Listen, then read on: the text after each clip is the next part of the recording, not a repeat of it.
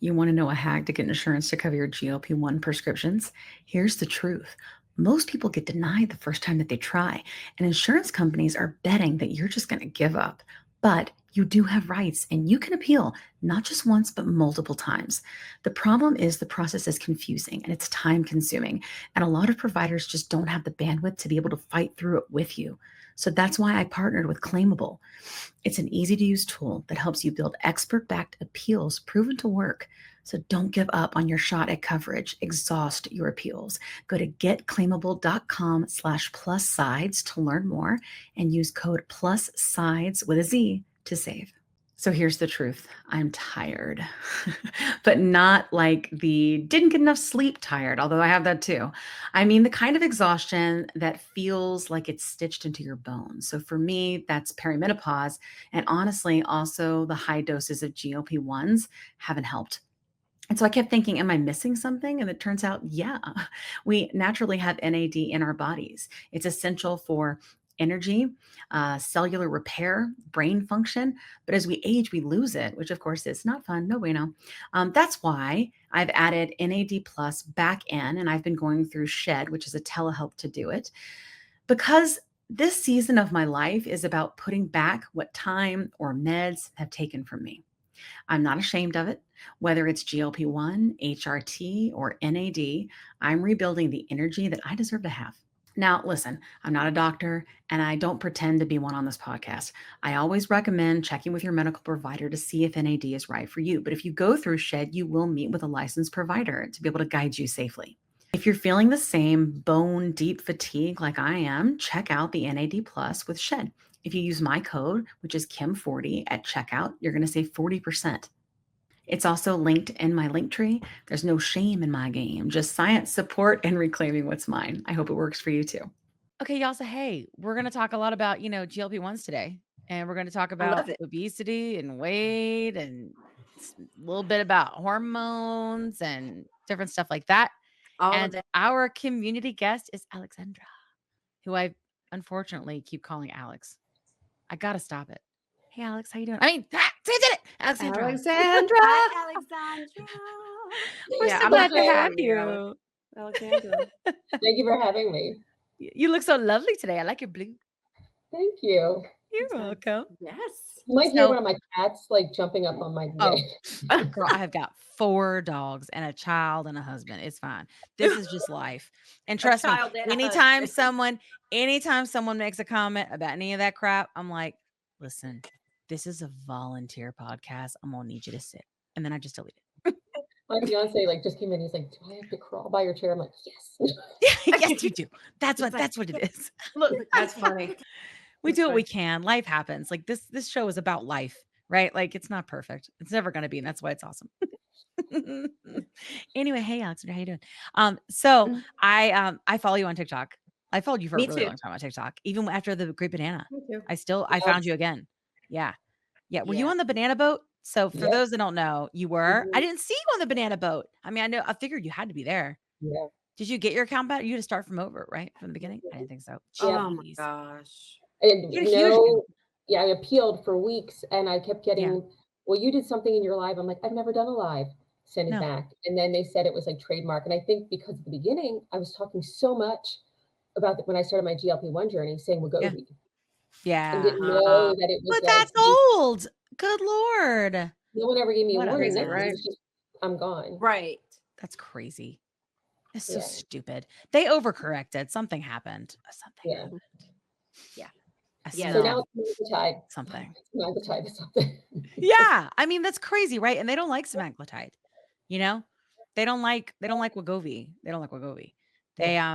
and I'm sure it's because here's the good news. We're not putting this on TikTok, so we're on YouTube. They don't care what we say. At that stuff, they don't care. So yay. We're gonna say all the things. We don't have to say Yeah. banana. We can say band over here. Woo, woo, woo. We could say band for no stupid reason. Say Right. all the things over here. However, All of I it. have to watch the F bombs or they won't let me do ads. And the ads are how we pay for the podcast.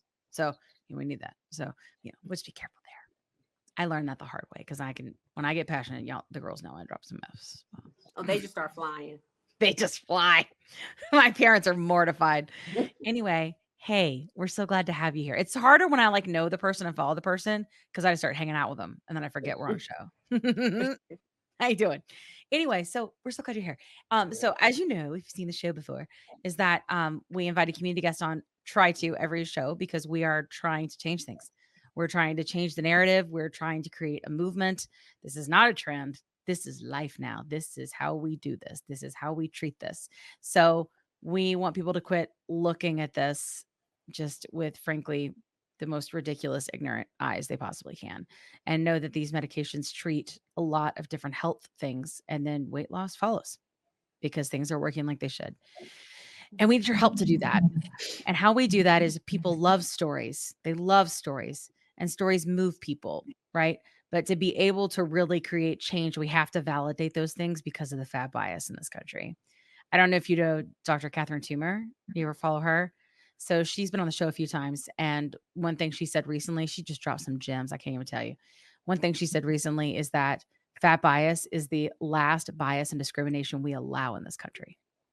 And we allow it, you know? Yep. So it's a big, big problem. So thanks for being a part of this and trying to help us do that. If you could share your community story, unfiltered and uncut, I would like to offer you the space to do that. Thank you. You're welcome. I guess this goes back to high school. I mean, you all, we gain weight as girls, and my dad pulled me aside in high school and said I was gaining too much weight and made me go to Weight Watchers. And that set off, decades of being overly, sensitive to, your appearance and your weight. And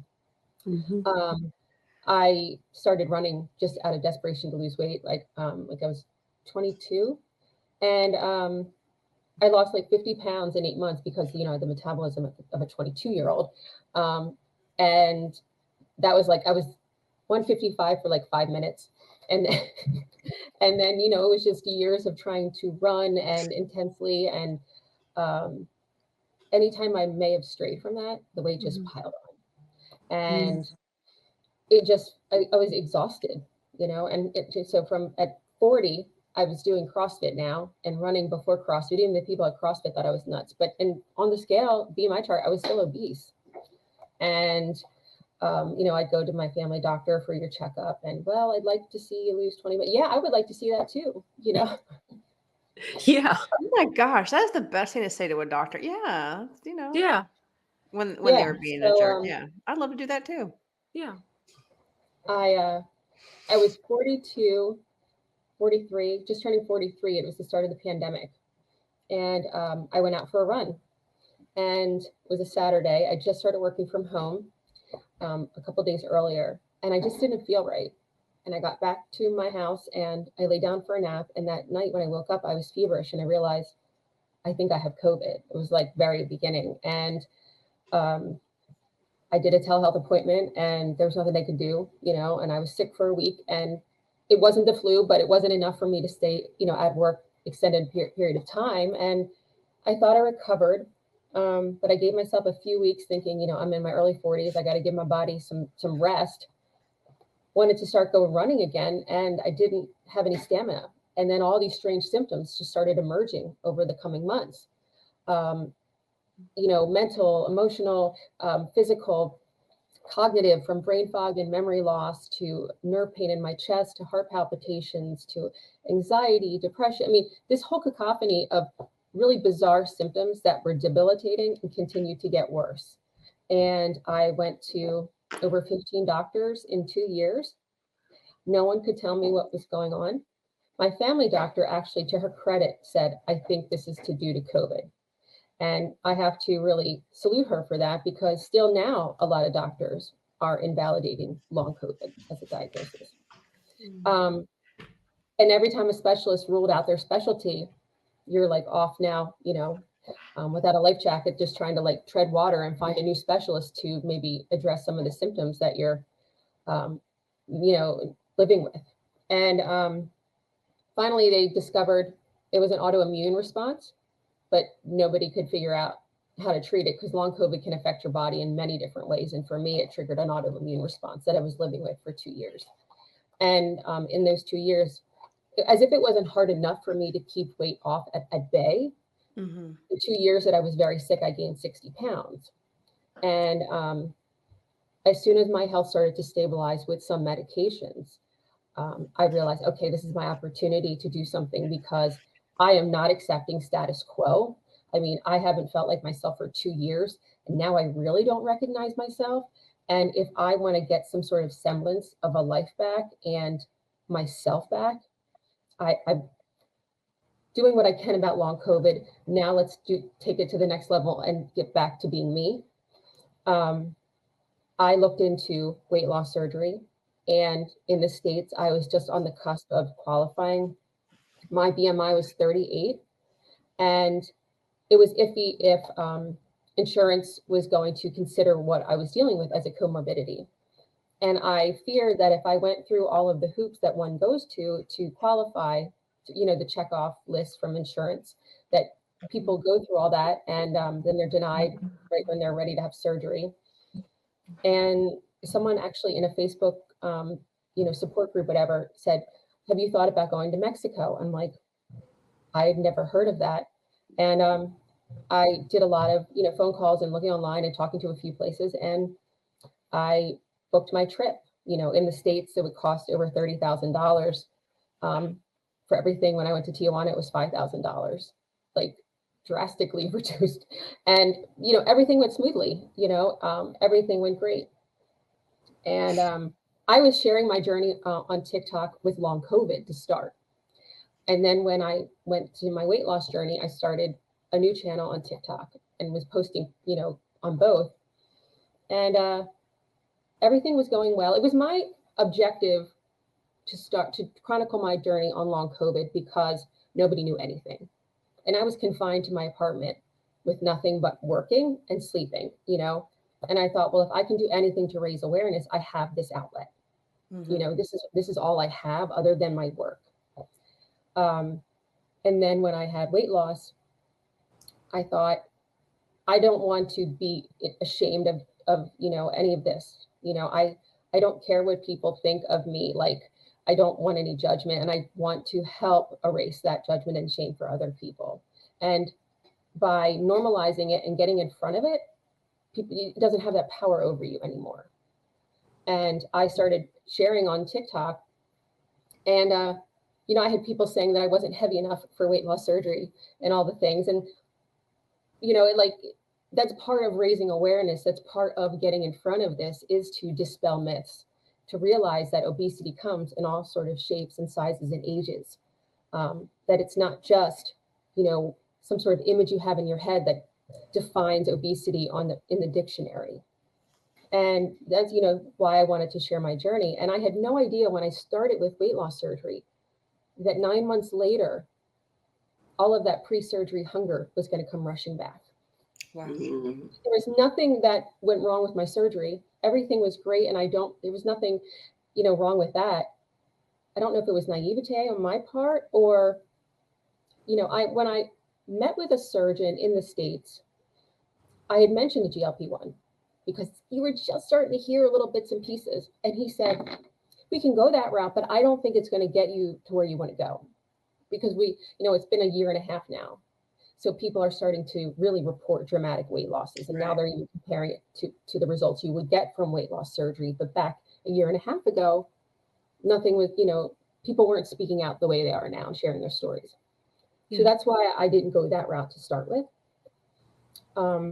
When I started feeling the food noise come back and the hunger, and then I got a long COVID flare in my symptoms for 2 months.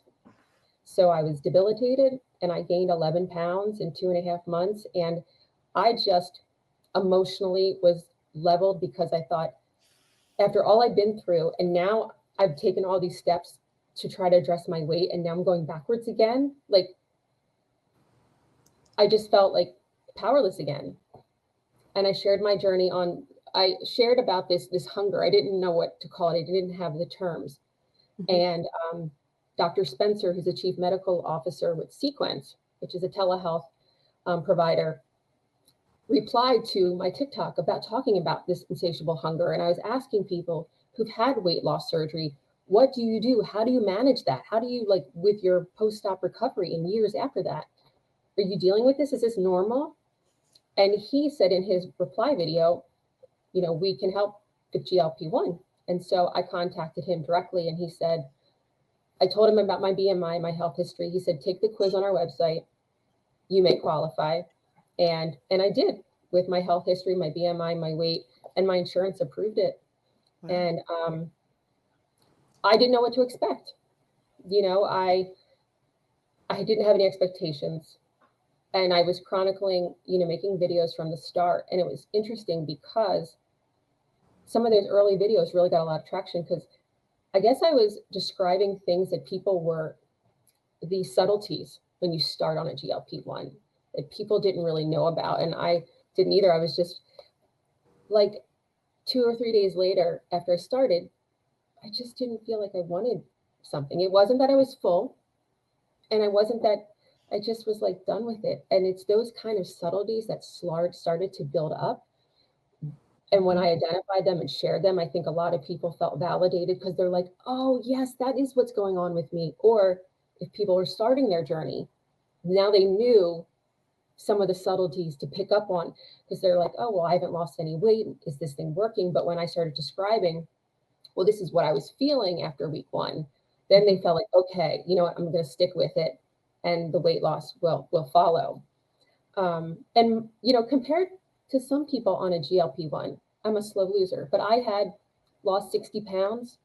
It was like a little over 70. And then with my regain, it was 60 pounds lost. And I've lost 31 pounds since March.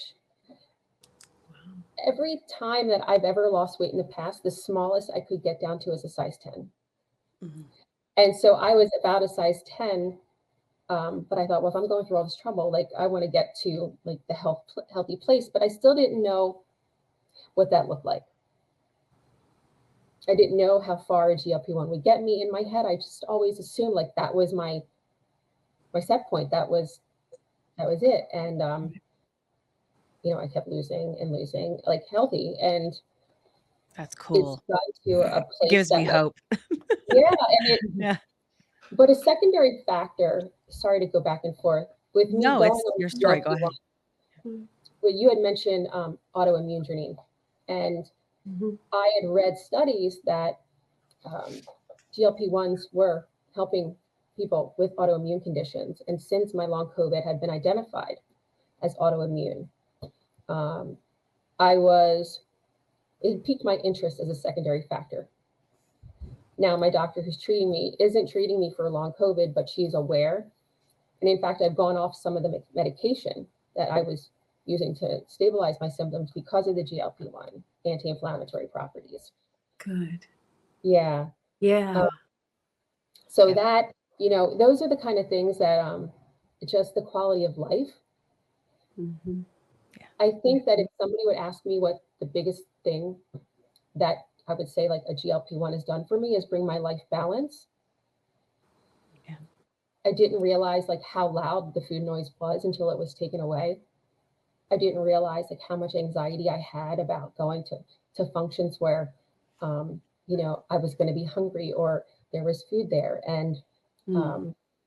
do I carry a snack with me where I go? Because if I get hungry, then I'm going to get hangry and I'm going to, eat bad, or I'm going to eat too much. And I just didn't realize like how much of those thoughts consumed my head and how much my life was filled by it until it was Sure. gone. And it just my life is so much more, there's an ease to it now that there An wasn't ease, yeah. before. Indeed. And when I look in the mirror, like, I see my flaws and everything, but I just feel like I accept me so much. There's just an ease to it.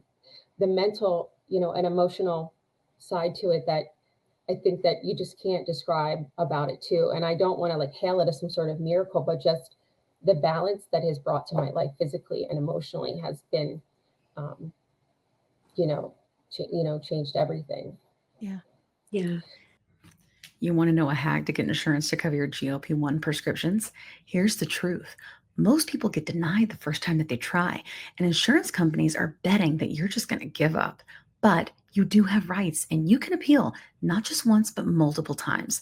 The problem is the process is confusing and it's time consuming. And a lot of providers just don't have the bandwidth to be able to fight through it with you. So that's why I partnered with Claimable. It's an easy to use tool that helps you build expert backed appeals proven to work. So don't give up on your shot at coverage. Exhaust your appeals. Go to getclaimable.com/plus sides to learn more and use code plus sides with a Z to save. Month to month, box to box. This is how we live in the GLP-1 community. We never know when our coverage is going to get yanked from underneath us. Last year, it got yanked out from underneath me, and I had to go the compound route. I had to go to a telehealth. And what alleviated that financial burden a little bit for me was using my HSA card. I went to the hsastore.com to look for some electrolytes. ShedRx is there. ShedRx, the telehealth, is HSA approved and FSA approved. Ah! So I'm going to ShedRx, right? And I'm going to use my HSA, which alleviates a huge financial burden for me. And if you're interested as well, go to shedrx.com. They'll take great care of you. They've got fantastic doctors. And you can use the link down below in our link tree, or just go to shedrx.com and use my code, CAT50. Get your $50 off your first month.